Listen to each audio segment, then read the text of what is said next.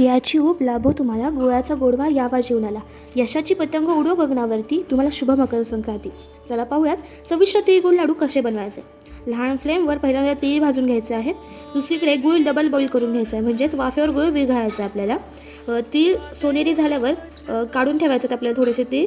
आणि नंतर कच्चे शेंगदाणे लोखंडी तव्यावर भाजायचे, म्हणजे त्याची चव चांगली लागते.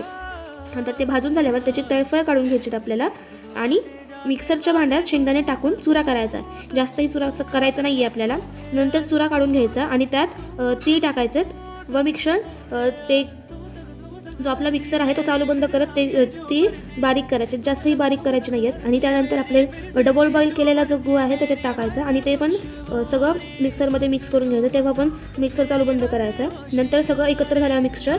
त्या शेंगदाण्याचा जो चुरा आहे तो आपल्याला एका नॉनस्टिकच्या कढईत काढून घ्यायचं. शेंगदाण्याचा चुरा आणि आपण आधी मिश्रण केलेलं आहे तीळ आणि गुळाचं ते सुद्धा. नंतर मग आपल्याला काय करायचं, ते सगळं मिश्रण एकत्र करून घ्यायचं आहे. ते सगळं मिश्रण एकत्र झाल्यावर आपल्याला ते थोडंसं बाजूला काढून घेतलं आपण, एक प्लेटीमध्ये बाजूला काढून घ्यायचं आणि त्याचे गोळे करून घ्यायचे. आणि गोळे करताना एक लक्ष ठेवायचं आहे की मिश्रण गार होणार नाही याची दक्षता घ्यायची. आणि अशा प्रकारे तुमचे तिळगुळ लाडू तयार होते.